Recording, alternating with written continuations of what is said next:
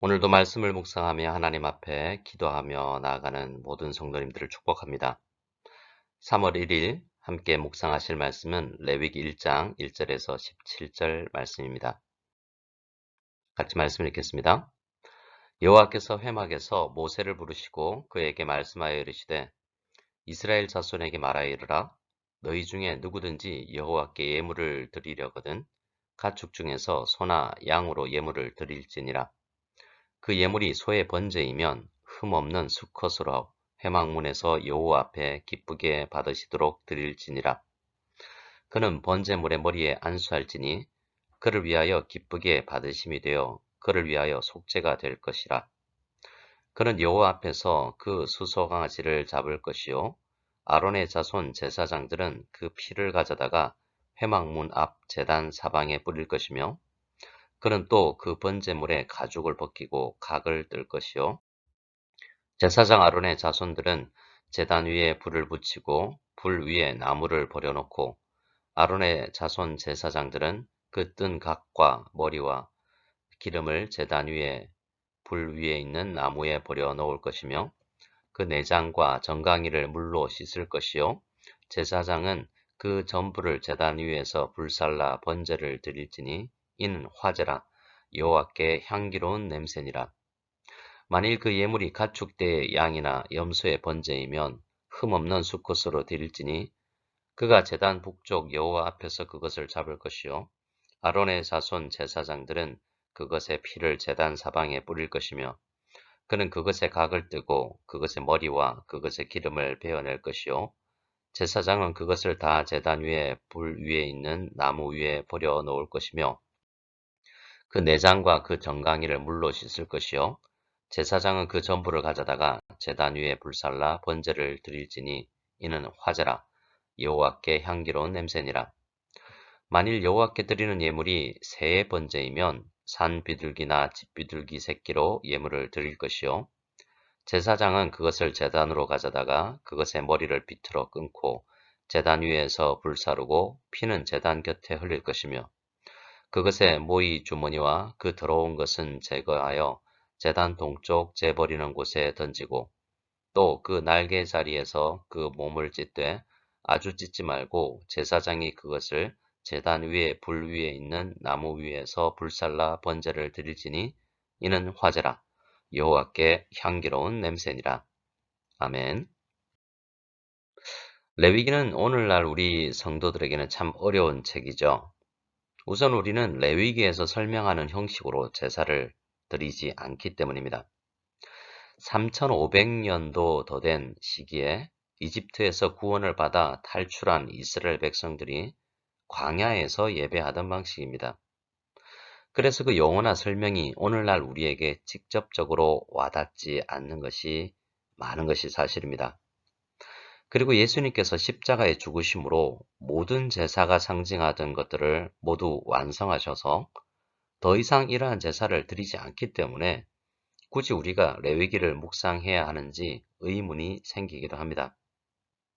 하지만 오래전 출애굽한 이스라엘 백성들이 어떻게 세상에서 제사장 나라로 살아가야 하는지 그 원리는 오늘날 우리에게도 충분히 적용해야 할 것이고 예배의 원리의 측면에서는 오늘날과 다르지 않기 때문에 레위기를 묵상하면서 왕같은 제사장으로서 우리가 어떻게 이 땅을 살아가야 하는지 예배자로서 오늘 하루 어떤 마음으로 예배를 드려야 하는지를 생각하기 원합니다.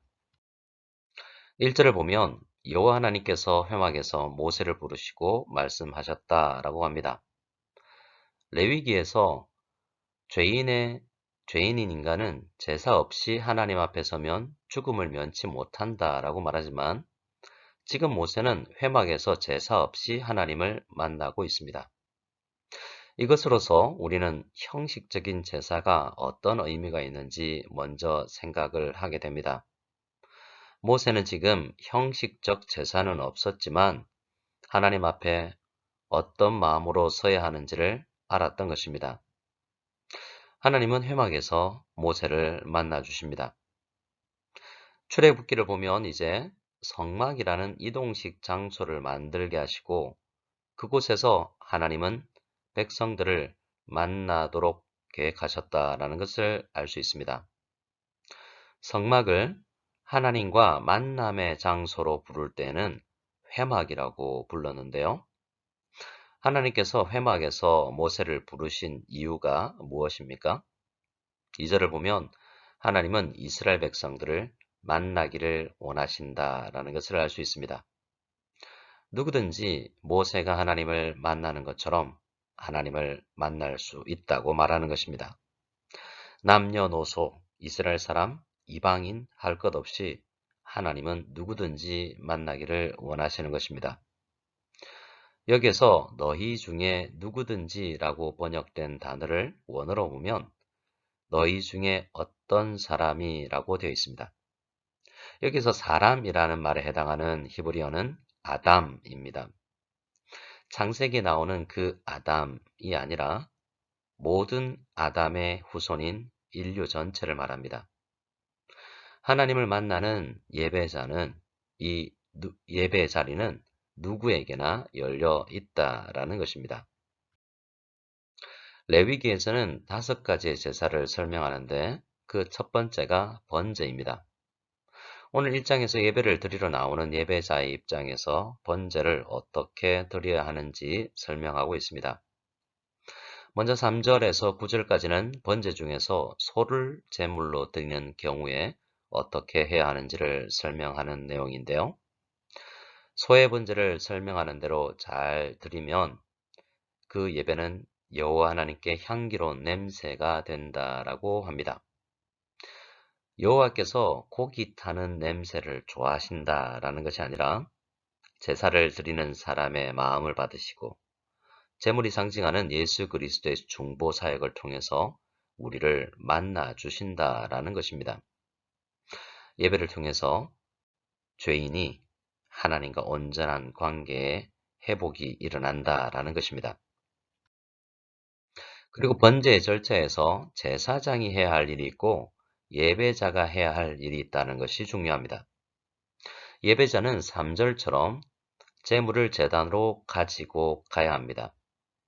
4절에서는 제물의 머리에 직접 안수를 하여서 자신의 죄를 이 제물에게 전가시켜야 합니다. 내가 죽어야 할 죄인인데 대신 이 제물이 죽는다는 의미를 가진 행위가 안수입니다. 그리고 5절에서 제물을 잡는 것도 죽이는 것도 예배자가 해야 할 일입니다. 그리고 제물의 피를 제단 사방에 뿌리는 일은 제사장이 해야 할 일이고요. 6절을 보면 제물의 가죽을 벗기고 고기의 뼈 마디마다 각을 뜨는 일도 예배자가 해야 할 일입니다. 7절을 보면 제단 위에 불을 피우는 것과 제단 위에 제물을 태울 장작을 배열하는 일은 제사장이 해야 하는 일이고요. 이렇듯 제단 가까이서 일어나는 모든 일과 불을 다루는 일은 제사장들이 해야 할 일이라고 말합니다. 8절처럼 제물을 제단에 배열하는 것도 제사장의 일이라는 것입니다.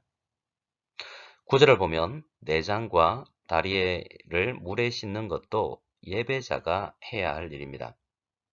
그리고 제물을 불살라서 번제를 드리는 일은 제단에서 불을 다루는 일이기에 제사장이 해야 합니다.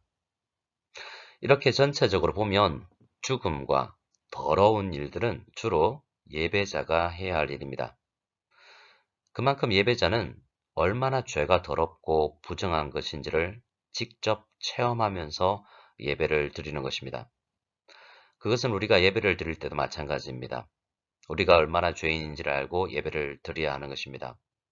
그리고 제물과 제사장은 우리를 위해 죽으시고 하나님께 우리의 죄 문제를 해결하기 위해서 일하시는 예수 그리스도의 중보자적 사역을 의미한다고 할 수 있습니다. 10절에서 13절은 예물이 양이나 염소로 드리는 번제라면 어떻게 할 것인가에 대한 내용인데요. 이 과정도 앞서 설명드린 소로 드리는 예배의 과정과 비슷합니다.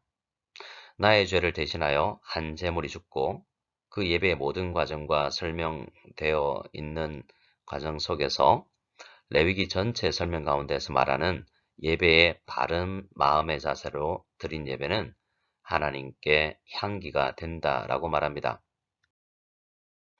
번제에서 특별한 사실은 14절로부터 설명하고 있는 새로 드리는 번제입니다. 하나님은 소로 드리는 제사와 새 한 마리로 드리는 제사를 동일하게 받으신다고 말하고 있는 것입니다. 그러면 여러분은 무엇으로 예배를 드리시겠습니까?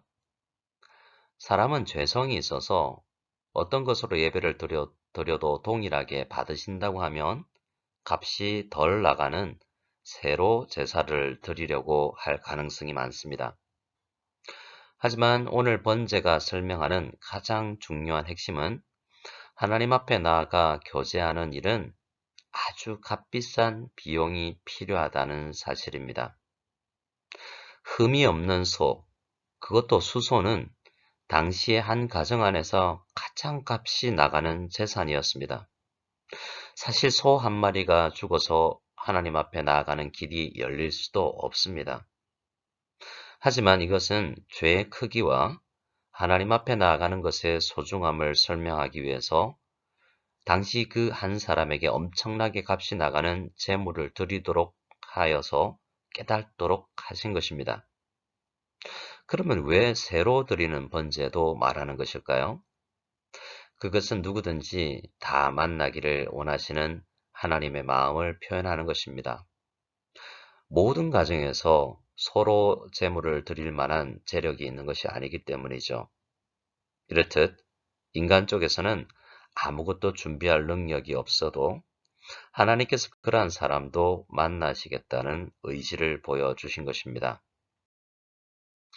번제에서 설명하는 가장 중요한 것은 한 가지 사실인데요. 죽음의 냄새가, 죄의 냄새가 향기로운 냄새가 된다는 것입니다. 이 사실은 마치 얼마 전 우리가 요한복음 11장과 12장에서 죽은 나사로가 살아나는 내용과 흡사합니다. 나사로는 죽어서 썩은 냄새가 나는 상태였습니다. 죄인의 상태를 의미하지요. 그런데 예수 그리스도의 말씀과 사역과 은혜로 죽음에서 살아납니다. 나사로가 죽음에서 살아난 그 집에서 12장을 보면 동생 마리아가 값비싼 향유를 드림으로 인해서 온 집에 향기가 가득한 모습을 우리는 묵상했습니다. 레위기에서 설명하는 제사란 바로 그런 것입니다. 사람으로서는 할 수 없는 죽음의 권세를 깨뜨리고 하나님과 우리 주 예수 그리스도와 교제할 수 있는 놀라운 일을 만들어내는 것이 제사라는 것입니다.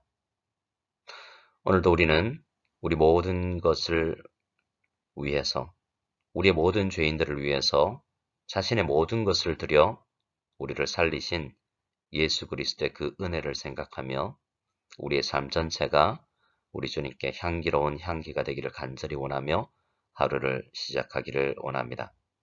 함께 기도드리겠습니다. 하나님 아버지 감사합니다. 오늘부터 레위기를 묵상합니다. 레위기 말씀은 하나님과의 긴밀한 교제와 회복이 넘치는 말씀이니 우리도 이 레위기를 묵상하며 우리 주님과 긴밀하게 교제하며 더 가까워지며 온전한 회복을 이루며 꿈꾸는 저희들이 다 되게 하여 주시옵소서. 오늘 하루 만나는 모든 사람들에게 은혜를 나누고 예수 그리스도의 향기를 나타내는 우리가 다 될 수 있기를 소원합니다. 감사하며 예수 그리스도 이름으로 기도드리옵나이다. 아멘.